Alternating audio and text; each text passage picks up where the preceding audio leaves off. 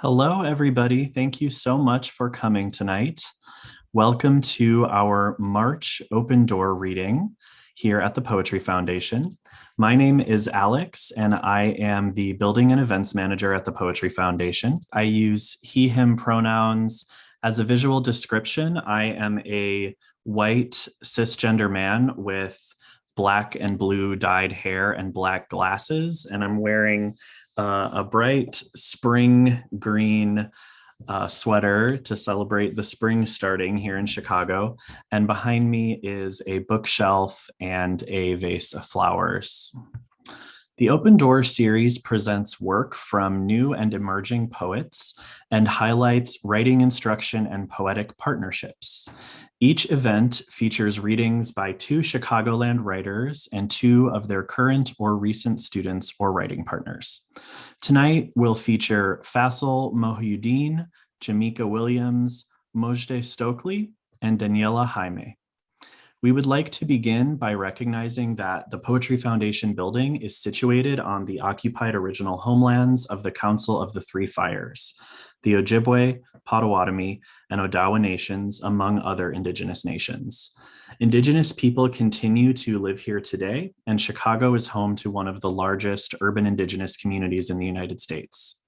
While we are meeting on a virtual platform tonight, it remains crucial that we recognize the stolen resources and land that enable the infrastructures of our connecting. We gather recognizing that some of us are settlers on colonized land, and that this land acknowledgement is one small part of disrupting and dismantling the colonial structures in which we are living. Good evening. Hi. My name is Noah, and I am the events assistant at the Poetry Foundation. And I want to give a quick visual description of myself.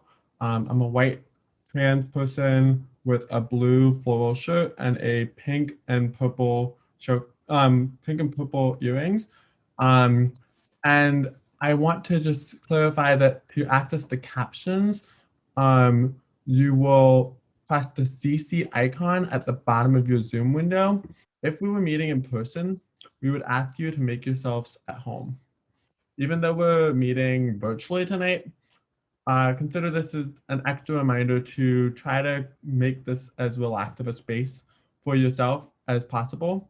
So if you need to step out or sit down or lie down or hydrate or eat a snack, what have you, whatever you need to do to make your body and mind more at ease, go for it. Let's all take care of ourselves so that we can better take care of each other and, co-create a virtual community space. So take a second now to make yourself 10% more comfortable. And now let's get things started with our first reader of the night, Faisal Mohyuddin. Mohyuddin. Faisal Mohyuddin is the author of The Displaced Children of Displaced Children, and also the author of the chapbook, The Riddle of Longing.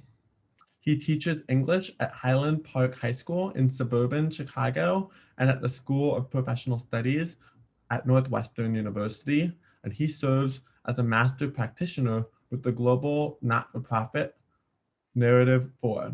Please welcome to the virtual stage, Faisal Mohyuddin.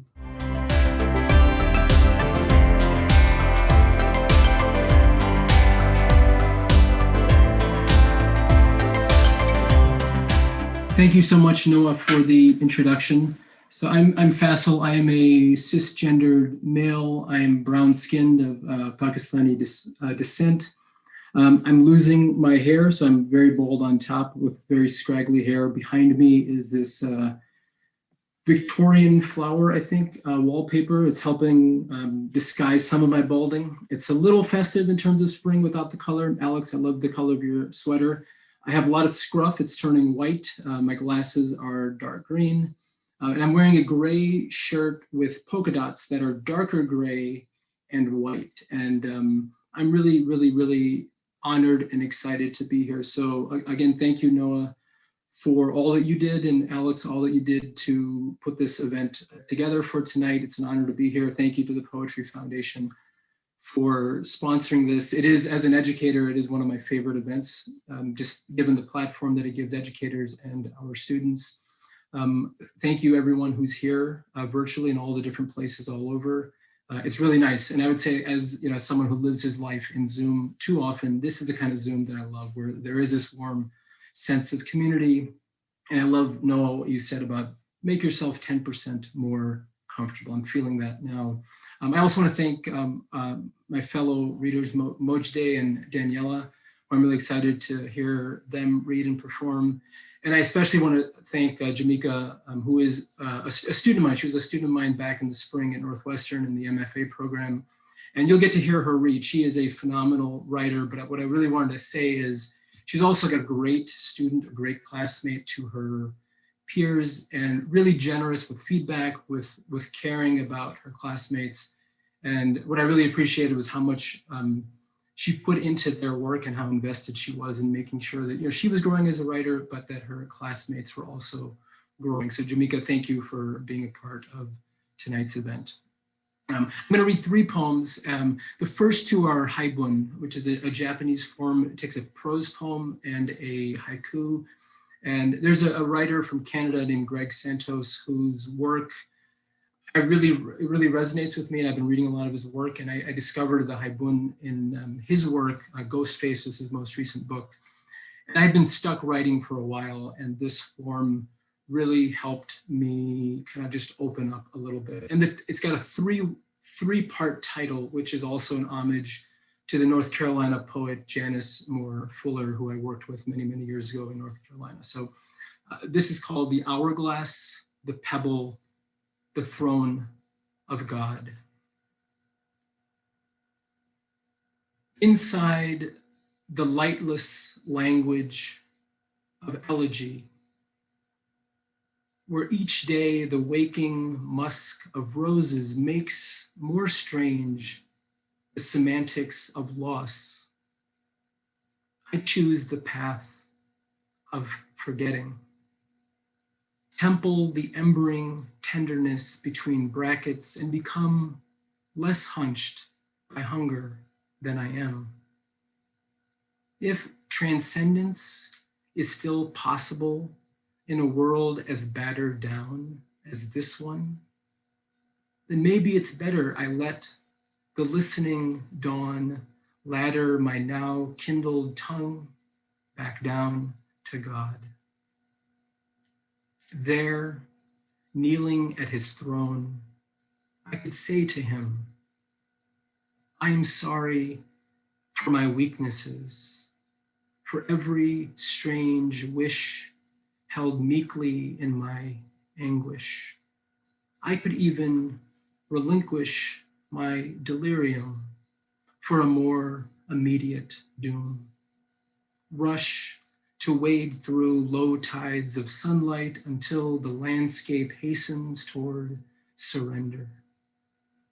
I could, with a scoop of glistening earth, entomb my one good ear, the one not ravaged by hyperacusis, and remove from its mantle the hourglass.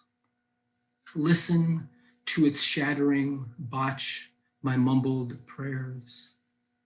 All this despite the heaps of mud on my tongue. Or as the distance between us will always be forever now, I could loosen the trembling clutch of longing by pronouncing the pebble of your name over and over like a kind of vicar until it comes to sound more like sand, until it too can sift more serenely through the songless hours of this fatherless life. Oh, Father, please forgive me. I've still not divined how to unhusk this steadfast grief from my poems.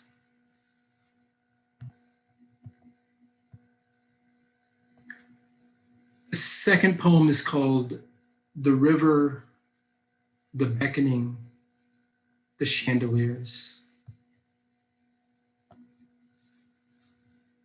In some rooms, the outstretched hands of past lovers begging for another chance.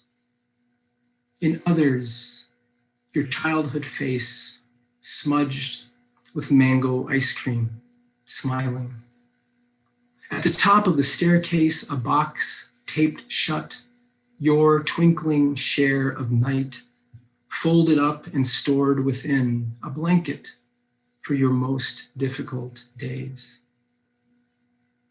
Down the hall, a tiny river, a toy boat drifting towards music. If there is a kitchen, heaven is there, or a door that opens into heaven. Close your eyes now. Let your hands guide you along the walls until you stand at the front door. Unfasten its many latches, then pull open your eyes and feast on the sweet animal taste of your own voice, its beauty, its might, the newness that comes with growing old, the piercing scent of clothes, their dusty fire. Inside again, your face hardens. Your elders, who like chandeliers have been studying you from above, recognize the beckoning in the winds blowing in, whispering, no, not yet, not yet. So you return to the riverbank, back into the arms of ghosts. Once you were born and did not survive. Once you grew old and died. Once you lived, outlived, had many more rooms to explore, but blueprint new ones when your rummaging left you wanting, when the bulbs burned so intensely they needed more hours to pour their radiance into. Months of rain followed, months of rain and rising panic. Then this prayer, this edifice crumbling, moored now inside its rubble, a confession.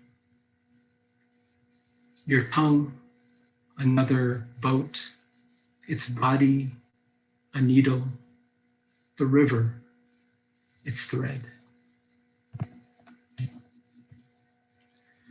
And the last poem is about one of my favorite things in the world, and it's about pizza. So a little change of pace here. I have a friend, a poet and teacher named Tanya Runyon, who's looking for someone to write a poem about Chicago pizza and New York pizza. I love them both. I love all kinds of pizza. So this is a poem that I wrote kind of by given the prompt that she had sent out. There's an epigraph from Luther Vandross, more than I dare to dream. So this is home of the best pizza in the world.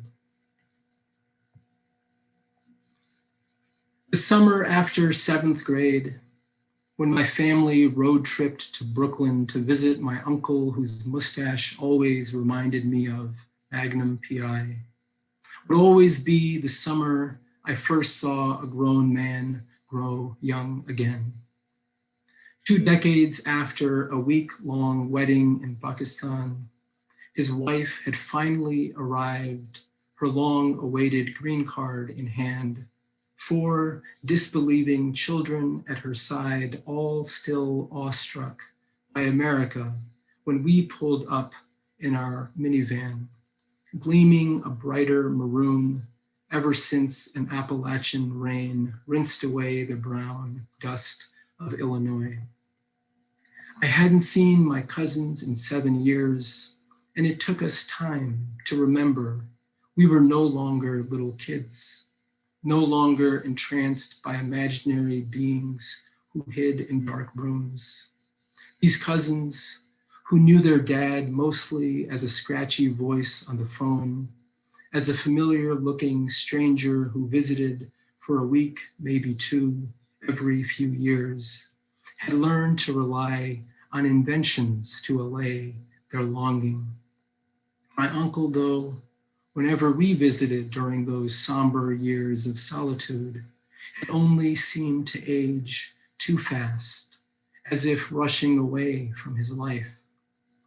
But on our first night there, with the youthfulness that kept us laughing like fools, he took us all out to his favorite pizza place, home of the best pies in the world. His kids eager to try that New York delight their father had always spoken of so lovingly, so enticingly, that it used to make them feel even more lonely in those endless years of waiting. Tonight, as songs like Here and Now, and From a Distance played through the parlor, we Chicago cousins, used to the thicker crusted kind, gazed in awe at these massive pies, cut up like clocks, with each of the 12 slices so big it felt like a measure of time, an arrow guiding my uncle backwards into joy. When he handed me my share, the corners drooping off the edges of my plate, I looked around the table and saw in the star-struck faces of my uncle and aunt, of my cousins and siblings, of my mom and dad, the presence of a love so filling it transcended time and place, so vast that even if one folded it in half, it would remain wide enough to serve as a bridge between two faraway lands, between what is lost and what still remains. Thank you so much, and I'm honored to be here. Thank you.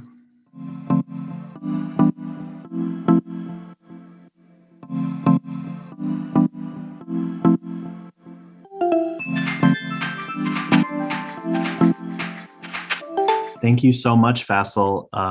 Thank you for such a wonderful reading. If you would like to read more poems or check out more about Faisal and his work, you can visit his website.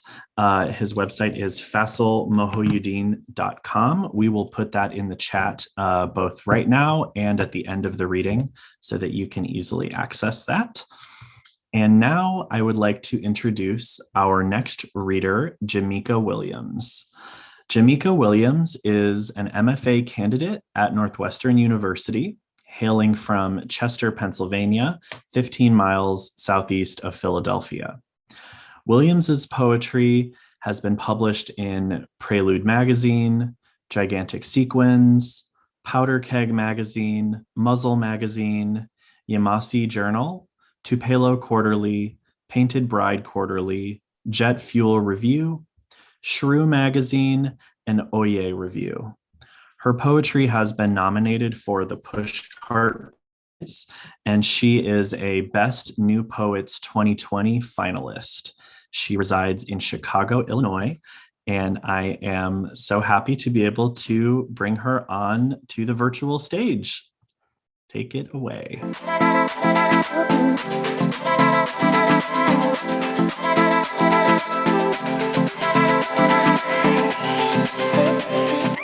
Hi, everyone. Hi, Jameka.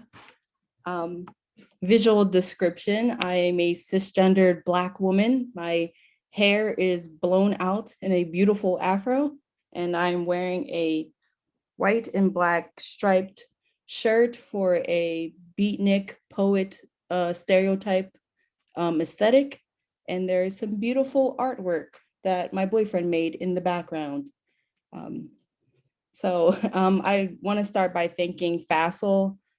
His poetry workshop that I took last year at Northwestern was probably like the highlight of my graduate experience. Such a generous professor in workshops, and it was just a pleasure to get to learn from him and to share work with him and my fellow classmates in that class. And I also like to extend thanks to Noah and Alex and Poetry Foundation for having me. It's just a wonderful feeling to be in artistic communion with everyone. I definitely missed live readings and live events from last year. So it's great that we get to do this. I'm going to start with my first poem is a form poem. It's a cento, which is an ancient Greek poetic form in which the poetic work itself is wholly composed of verses, passages, lines from other authors and other poets. And so I owe a great deal to them for creating this poem. It's called American Sex Cento. I hear America singing, "You are the one." I am lit for the whole boatload of sensitive bullshit. And he could roll me in coyote brush, one failure on top of another. He longs to be an orange, to feel fingernails. An artfully placed penis swung from the end of a rope like a flag. Mossy and thumping, bare of logic, red. I love you, flesh into blossom, empty eagle, devouring all in haste, destroyer, builder. I'm totally into strapping on the belt of dynamite in helpless, trembling bondage. The free? Who said the free? Not me. I never understood desire until I felt your hands around my throat. You may stand upon me, but do not hide your face. Can't find what you can't see, can you? America, the beautiful night is about to blow up. When the apocalypse comes, so will we.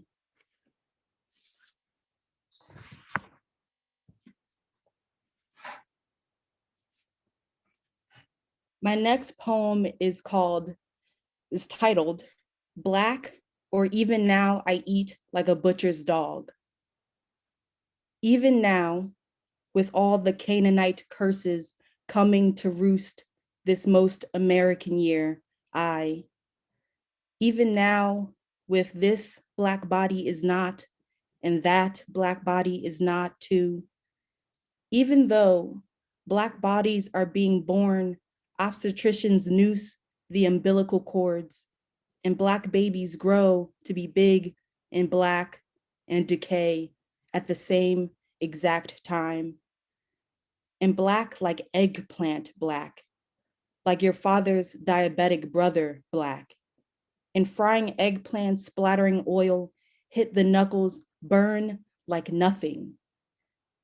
Black don't hurt, my mother says, and Black and nerveless, but Black and hungry, and Black and thirsty for Kool-Aid, and Black and drunk as hell. Even now, with Black being split between sex and sleep and fading away, with all the Black and walking going on around here, with all the Black and jogging and Black feet ashy and Black and too fast, strike a match, Big Mama's good slippers up in flames, and Black and running away, and sulfur in the kicked up dust. Even now, with all the Black and selling Lucy's, and Black and counterfeit, and Black and moving the hands up, and moving the hands to the sides, and Black and let me see your hands, and Black and eating, and Black and I got change right here, sir, and Black and let me see your hands, even though there's Black and getting married and still Black, and Black and has a mortgage and still Black, and Black and invested in the future. What future? And still Black as hell, and Black and raised private school pickaninnies, and still, even now, I, unremarkable darky, mammy pleasant, voodoo queen, I slide back onto my haunches, a great sphinx, turning my Egyptian nose to the moon, and I eat like a butcher's dog.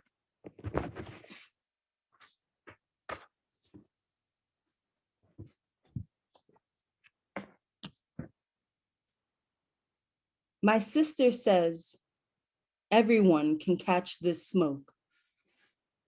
A bullet disappears inside a man's chest faster than a hand clears smoke from the end of a cigarette. Penn and Teller perform a magic trick, more accurately, an illusion. Mute Teller shoots verbose Penn in the mouth with a handgun.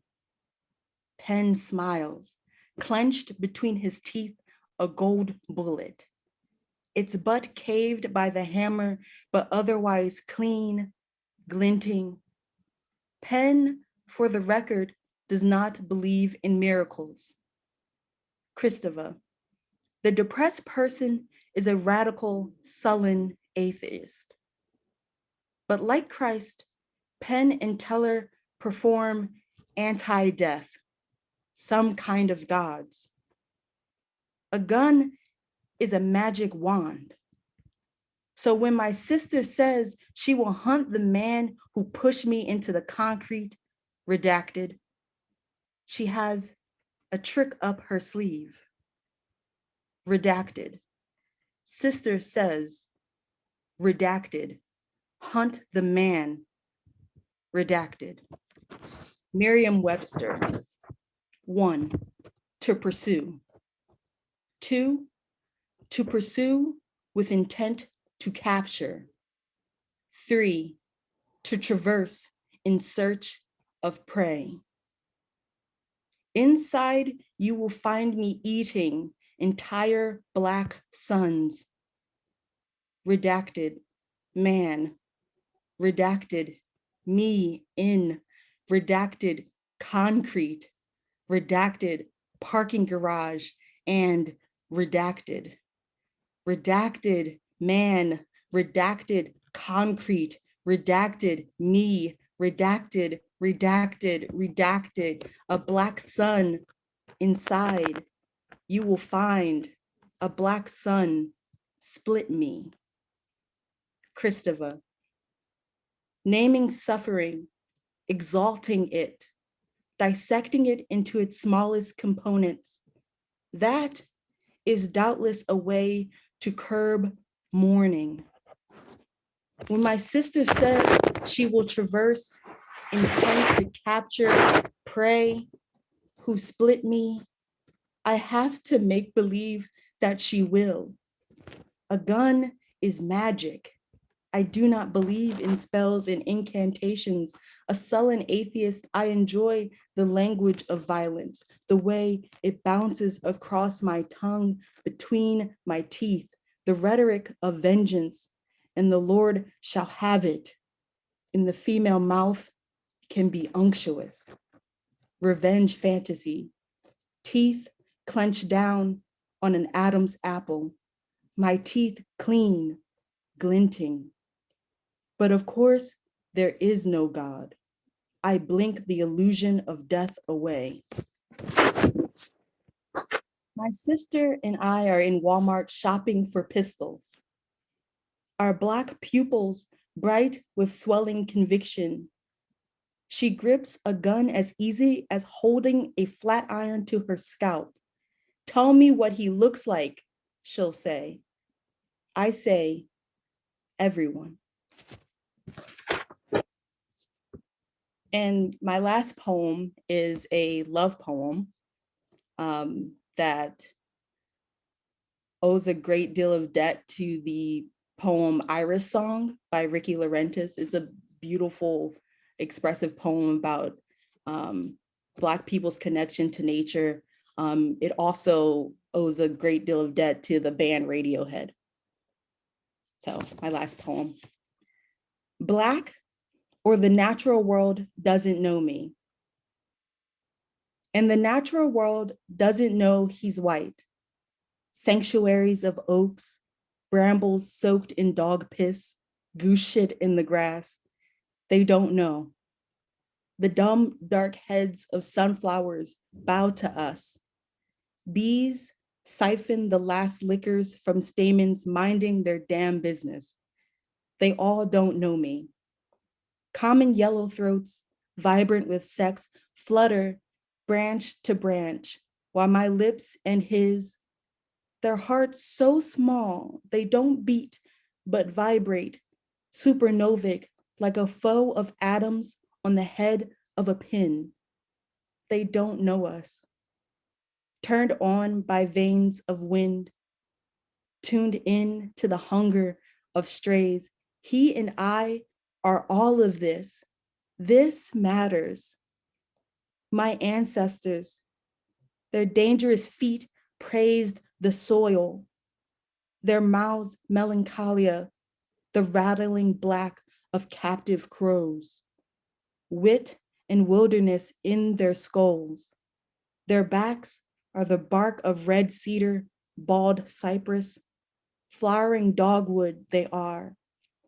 They don't know he's white. They don't know his grandfather passed successfully and fled north, light in his guts, saw the rivers amniotic. Water is the womb of all of these things. We in and of and are. In the deepest ocean, the bottom of the sea, in the deepest ocean, eaten by the worms. I'd be crazy not to follow where you lead and fall off. Thank you.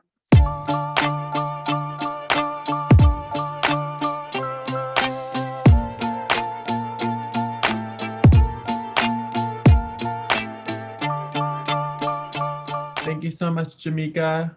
If you'd like to read more of Jameka's amazing work, you should check out this link that we'll drop in the chat.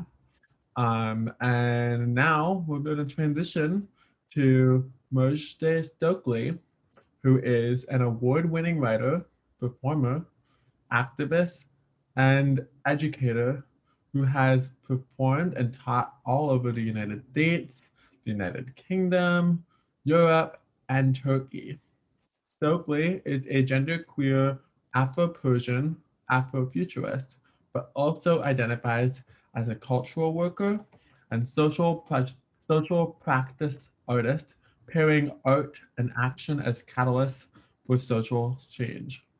They're a board member of Surviving the Mic, a founder of Interfaith Poets, and director of the 29th National Poetry Slam, frontwoman of the electronic poetry punk group Radiant Devices, and recently founded Social Practice Labs, which is an organization that catalyzes artist activists, which is currently spearheading an artist-made mutual aid initiative, which is delivering COVID-19 relief to many Black, Latinx, and Indigenous communities nationwide. To follow Mojdeh, find them at The Mojdeh on Instagram and at mojdehstoakley.com. Take it away.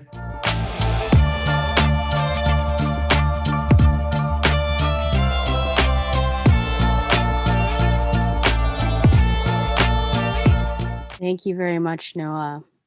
Hello, everyone. I am Mojdeh. My visual description, I am a caramel or medium brown person. Today, I would probably pass as a cisgendered woman with an orange head wrap. I have long blue and black locked hair draping down from the top of my wrap like a willow tree. I'm also wearing a gray blazer and a cream colored shirt. So hopefully that is a useful description for y'all to picture the rest of this performance. First, I'd like to say that this has already been wonderful. Many thanks to Noah and Alex for your hard work in organizing the reading. It's been a joy to hear Faisal and Jameka have really already brought a bounty of beautiful language. So thank you too as well. I think I could also echo the sentiment of how special this event is. As an educator, it's a really wonderful excuse to build newer, greater, better, stronger bonds with students of past or present. Daniela, who you'll hear in a little bit, was a wonderful student when I coached her high school slam team. And now I have the pleasure of collaborating with Daniela through her internship with Surviving the Mic and through this reading. So thank you guys so much for holding this space for us to have that opportunity. So the two of us will each perform 2 poems, just a little heads up. We'll each perform 2 poems and then we'll come back together to perform a duet. So hopefully guys, you can, get yourselves ready for our voices as they will come together in a little bit. My first poem is a part of a manuscript I'm working on that is called Pocket Prayers for Teachers. It's molded after the Baha'i prayer book. I'm a practicing Baha'i. And it is written after the first time that I'd been present for a particular kind of violence that happened on a particular day of teaching a summer program. And I wasn't prepared. The institution that I was working for also wasn't prepared and didn't support me through that process afterwards. But more importantly, I was processing a lot of feelings that this particular young person didn't feel safe to come to me because we are just getting to know each other. And so I didn't have quite the tools to care for them as I had wished. So this poem is called Prayer for a Trans Student Whom I Failed to Shield from Being Bullied, after the Baha'i prayer for forgiveness. Praise be the body, which is the reflecting water that holds thy likeness. Praise be. I am thy servant and this child the sun, if thy wish it. I have set my face towards thy cause. I've turned each palm upward to carry the warmth this sun cannot carry yet, because his hands are busy, shielding his face, ears, and heart from his birth name hurled upon him as hail bludgeons. I am steep believing in the divine bounty of this child's avowal. Praise be. Praise be thy oneness, progressive, thy acknowledging of revelation of human form. I am called upon to be thy ally, recognizing thy creation of this boy sovereign in choice. Praise be. I ask thee by thy name, through which the heaven was cleft asunder, the earth was rent in twain, the river Trent's current a rush, where the mountains were crushed, not to withhold from me the breezes of thy mercy, to turn this water at will. Praise be, O Creator, neither father nor mother, my heart neither seeks a gendered vision of thee, nor to suffer me to be far removed from the shores of thy nearness. I admit, I am the one who is sore athirst for common kindness among these children, yet caught in the flood plain of this river boy. Oh my Lord, the beat, beat, beat of orphan pronoun stormings have made mudslide of these river boys' waters, these living waters of thy grace. I admit, I am but a poor teacher. Unknowing I was, as storm waters eroded the soft soil into muck, though my palms attempted to cradle the soft clay. I beseech thee, O my Lord, by thy mercy that hath surpassed the entire creation, and thy generosity that hath embraced all created things, to cause me to turn my face wholly towards damming the waters a storm by voices of children not yet matured, so that this boy river may settle again into stable and defined shores. Powerful art thou to do what thou pleasest. Praised be the ever forgiving, the all bountiful. Thank you.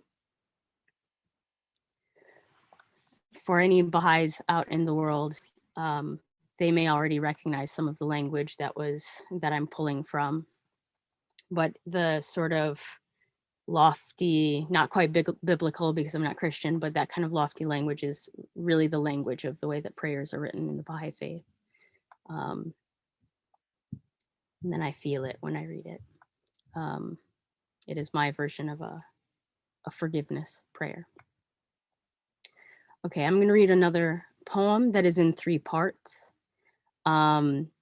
It is from a larger collection that is sort of using the American legal system as a sort of catalyst to thinking about the way that we sort of compromise or are forced into compromise often.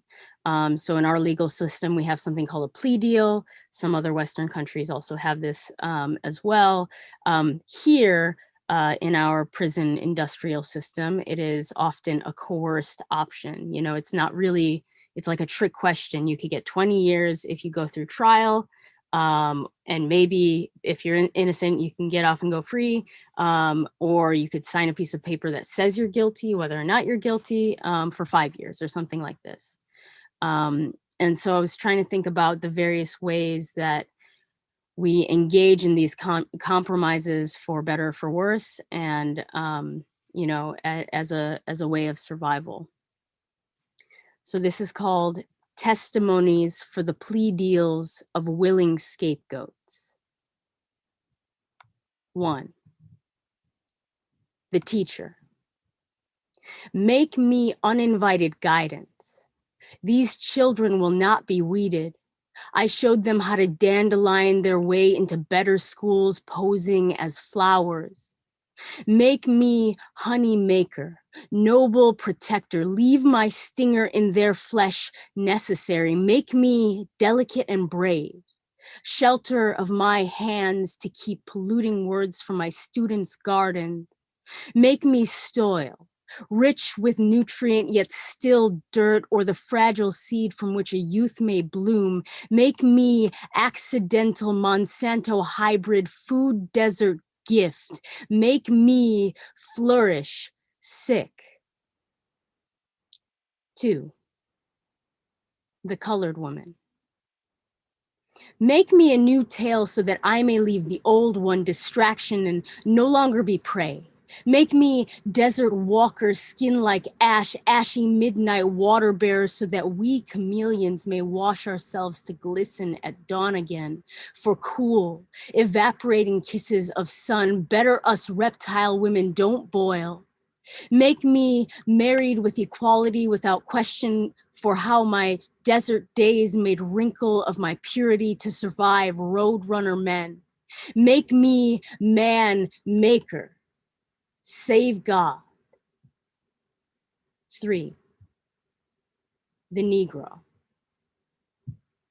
Make me equal.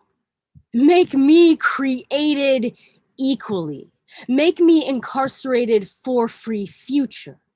Make me calm so that I may pursue happiness. Make me calm so that I may know liberty. Make me calm so that I may know life.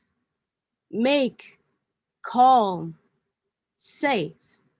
Make me under God indivisible safe. Make me safe. Make me safe. That's a deal I would take. Thank you.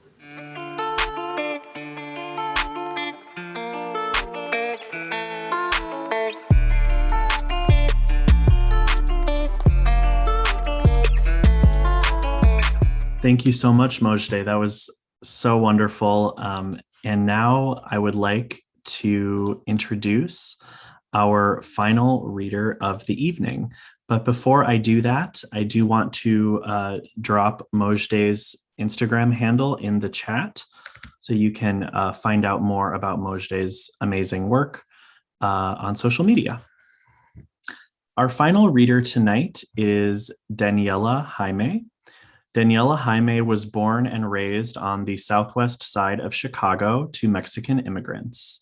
It was this setting that first introduced her to spoken word poetry as social justice work and eventually led her to work with Mojdeh Stoakley while competing in Louder Than a Bomb. Since then, Daniela has been finishing her degree in journalism from Illinois State University while writing poetry inspired by the many cultural dualities she's witnessed within her ever-evolving environment through social justice-based topics.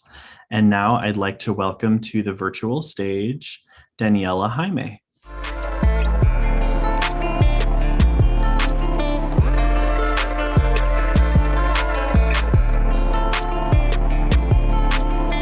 Hi, everyone. As mentioned, I'm Daniela.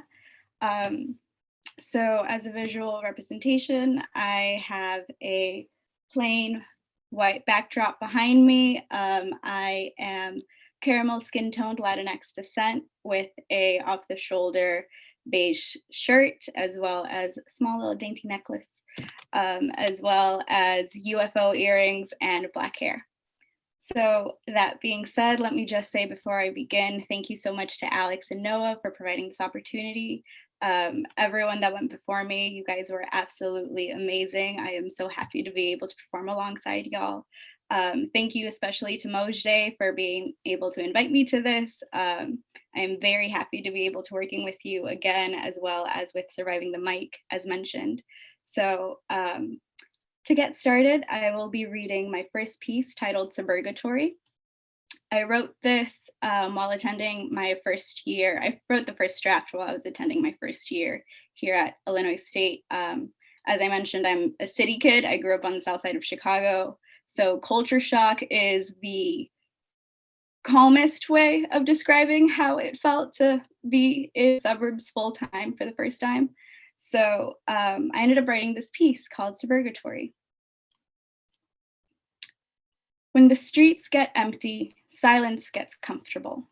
Every home has a wraparound porch, a shed in the yard with no lock, hardly used craftsman tools hung on every wall, and a bonfire set to scorch every ugly confession hidden under their J. Crew ascots. Half are in debt to reputation and the other to their neighbor's bank. Their teens smoke behind their professionally trimmed bushes while their children play in the street where there's no traffic and none of their balls ever get stuck under cars. They're all in their respective driveways beside the dewy grass that's never known any other color but Crayola pine green, cut as pristinely as the backhanded compliments they serve like appetizers with a smile. On Sundays, they sit in the first pew around after attending confession with the bartender across town, both knowing the $20 tip is enough to pretend she does not recognize his face from the billboard in front of the interstate ramp. When the priest whips out his best Mariah Carey for the Our Father, the men hold their wives' hands, something only reserved for their wedding day and funerals, and pray she'll never know the Tiffany bracelet around her wrist matches their lovers 3 pews back. At the end of service, they'll look to you and me as they remind their whining children they have a lot to thank God for. They dress themselves in red and green for Christmas card pictures in the summer, because nothing says I have a better credit score than you than sweating in an insensitive but festive fat suit for made-to-order cardstock photographs that will get thrown away with the wrappings of their newest jet ski by New Year's. Everyone's favorite diner smells like yesterday's dinner, which could have been leftovers, but sometimes you just get sick of the same things, you know? Mr. and Mrs. Gated Community use their tax brackets as a fence, so the neighbors that serve their Sunday mocktails say nothing at the club of how 30 years of alcoholism has made family meals a silent chore, but all will be forgotten by their monthly trip into the city. The 20-minute Lyft ride to the Waldorf is filled with fake smiles and laughter from the driver as he's given an uninvited history lesson of the city that watched him crawl through every block in this grid. They'll pass every monument on Michigan Avenue, and the missus will take the chance to remind everyone within earshot of her art history degree with casual comments like, well, actually, it's called Cloudgate since it reflects the sky. all while oblivious to the driver's eye roll in the rearview mirror. Once they're all situated in their overpriced 13 by 25 hotel room, Mr. Gates will pretend his kids aren't slipping $50 bills under their fake IDs at the bar, and his wife isn't flirting with every bellboy. They take pictures at the Sears Tower at her instance, smiles beaming right before the flash as they all say, "Willis," knowing full well the glass ceiling they stand on will never cave. When the moon rises and the crickets sing, they exchange their pearls and engraved cufflinks for matching pinstriped silk they wouldn't be caught dead wearing in the daylight. And their children unlock the garage door before bed for a secret rendezvous just like their father. They tuck themselves in the warmest king-sized coffins lined with cashmere and vicuña and say nothing of the co-workers' names they whisper in their sleep. When the sun rises, they swear these simple luxuries were bought with hard work and American values, with no mention of FICO or luck, as they drive back to their fluorescent lit offices past 1,000,001 McMansions with state-of-the-art ACs, reminding them how cold it is to have it simple. Thank you.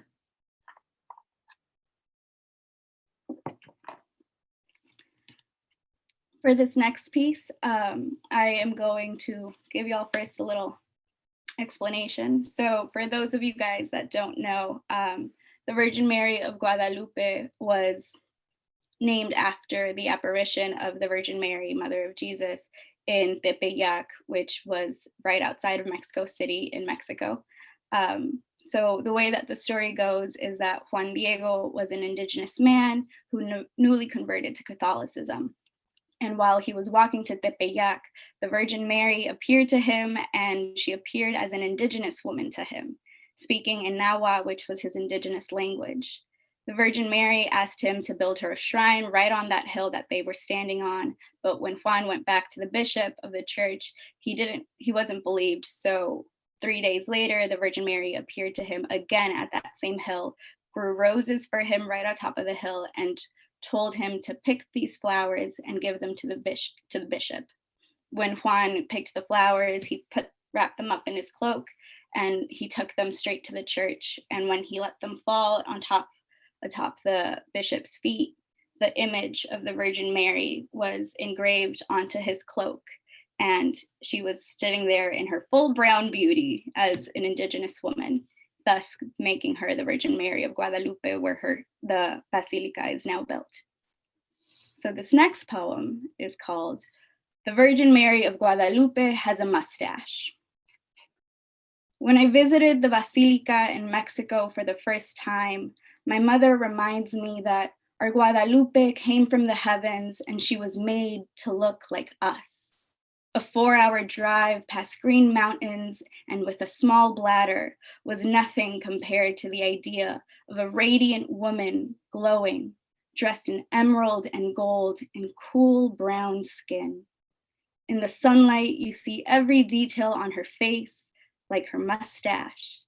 Her eyebrows connect like God did with Adam in that small dick painting, and her eyes are as dark as the ground she beckoned Juan to pick holy flowers from. Lupe has hair on her fingers, so thick she could strangle any man who'd ever dare sneer at her beauty, and her leg hair will hang off of their expectations. Lupe's nose is as wide and pointed as the mountains Juan moved through to meet her, bump in the middle and all, and it leads to the left like her son.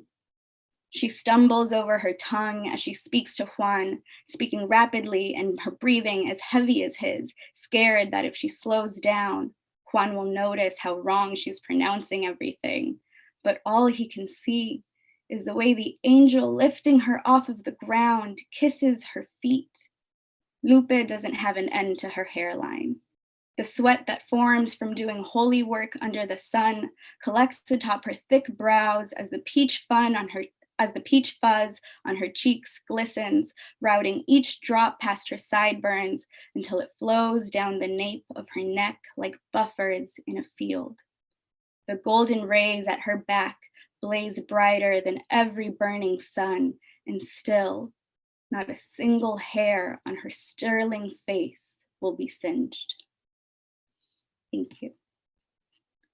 So, as foreshadowed previously through Mojdeh, for this next piece, I would like to invite Mojdeh back for our collaborative piece. For any words, Mojdeh, that you want to say before we jump into it? That's a good question. I think this is this has been a great excuse to sort of return to the way that Daniela and I met. Perhaps we could have written a duo sonnet, or perhaps we could have written a duo gazelle, but we met through slam poetry. So this is absolutely 100% doing what slam does. So with zero pretension, we bring you a poem called Cheryl.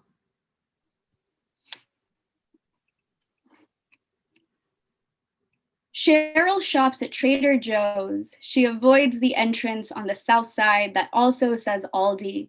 Cheryl buys vintage because it's more sustainable to buy something lightly used. Cheryl has a hydro flask personalized with I Hate Mondays. Cheryl just sent a saliva sample to 23andMe to prove how recently Cherokee she is. She works for a nonprofit, but also rehabs foreclosed houses in soon-to-be up-and-coming neighborhoods. Cheryl spends her weekends painting lynchings. To keep her finger in the activist pie, she scrapes at the filling, dragging amarillo over crimson and violent atop the burnt brown base.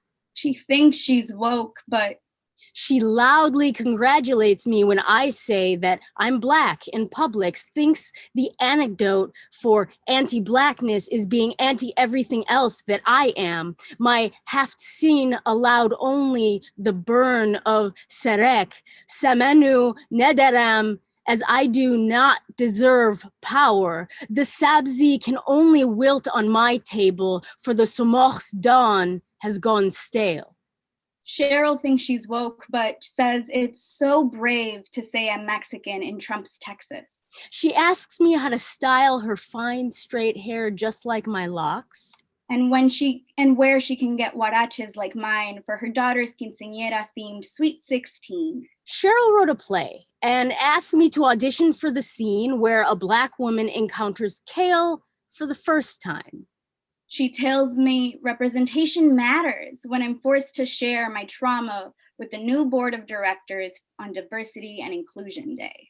She thinks she's woke, but was offended when I didn't congratulate her for taking down a Black child's braids without her mom's consent. She's more concerned about preserving squirrels in our city than preventing police brutality. Cheryl thinks she's woke, but just sat quietly watching while other Cheryls Cheryled all over the place. Gets me fired, but invites me back to share my success story. Cheryl thinks she's woke, but she's really just a new form of trauma we can't run away from. Constantly recommends this cute Mexican fusion cafe right by my place. I say I miss the taqueria that was there for decades. She insists fusion is diversity, and this is her community too. Jokes that she likes fried chicken too, and sends me recipes for grits. She thinks she's woke, but white tears. If she didn't know about something Black trauma, I must need her to inform me about Black trauma. Cheryl asks me for the opinion of the Latina. She can't bring herself to say anti-Blackness or I'm sorry without speaking in the third person, hiding behind the nonprofit's name as if it's not run by her. She thinks she's woke, but needs some fresh air. She thinks she's woke, but has to go for a walk right now. She thinks she's woke, but it's just been a really hard time lately. Cheryl's back with virtue signals. Gives dollar store gloves to homeless people on Christmas. And Thanksgiving in soup kitchens. Reminds people not to use the handicap stall. Takes mission trips to Costa Rica. Buys Black Lives Matter shirts for the whole office. You get a shirt. You Puts a get black square on her Instagram. You get a shirt. Goes vegan on Fridays. And baptizes me with white tears on Sunday. Cheryl tells me I'm to embrace my natural hair because my hair is my culture. Asks why I'd cover up such beautiful skin with makeup as she pinches my cheeks like a child. Confuses my gender queerness as being so hip hop. Says my photography is so hip hop. My essays are so hip hop. My mutual aid project, my hummus recipe, and my folk album are all so hip hop. When I ask how, she says, just look at you. Cheryl likes to shower me in words like talent and potential, but not before making sure I say them like her, so I can have just as many opportunities as she's had. She describes my work ethic as charming, like my CV isn't more decorated than hers, like her dad didn't hire her for this leadership role. Cheryl hires me to connect with marginalized youth, but ignores my reports of microaggression from white staff. Rejects my behest for mandated reporting, says the kids' safety is only our concern while on the clock. Cheryl asked me to connect with students. So I bring snacks and high-five them really often. I learn their favorite candies and colors. But Cheryl thinks I can do more. So I learn their precious memories. Add their favorite songs to playlists. And I listen to their theories and dreams as brilliant as Socrates. But Cheryl says she just feels like I'm not trying hard enough. She asked me to really connect. Really connect with these kids. She wants me to ask about the shell casings they've seen near school. If it's hard living without a dad. And how many jobs they work after school to feed so many siblings. Cheryl doesn't realize that the Black kids in Hyde Park live in Obama's neighborhood. Cheryl's teaching a class on how not to be racist, but only invited me to Anti-Racism 101 as a learner. Cheryl thinks she's woke, but white tears again. Cheryl thinks she's woke, but tells me I speak so well. But when she pronounces my name, she cuts her teeth on every letter, with every vowel as razor sharp as the barbed wire atop the border of the gates she loves to keep. Cheryl hasn't realized my name isn't Danielle. She thinks she's woke, but she rolled into my DMs to share pictures of sexual mutilation of enslaved Black men. As if I didn't know remembering the Alamo is remembering genocide. As if I didn't know about the burning of Black Wall Street. As if I didn't know Yalitza Aparicio was indigenous. As if I didn't know about Katherine Goebel Johnson before Hidden Figures. As if I didn't know about intersectionality. As if I didn't know The Three Musketeers was written by a Black man.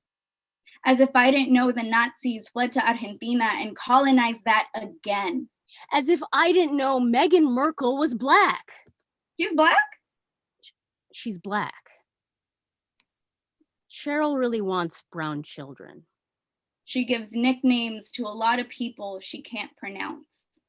Her eyes move from my head wrap to my hips to my lips. Cheryl thinks she's woke, but she knows. She's built a lot of platforms out of bodies. Black, brown, and anyone else. Thank you. Thank you. I'm going to applaud for Daniela. I'm going to applaud for Mojdeh.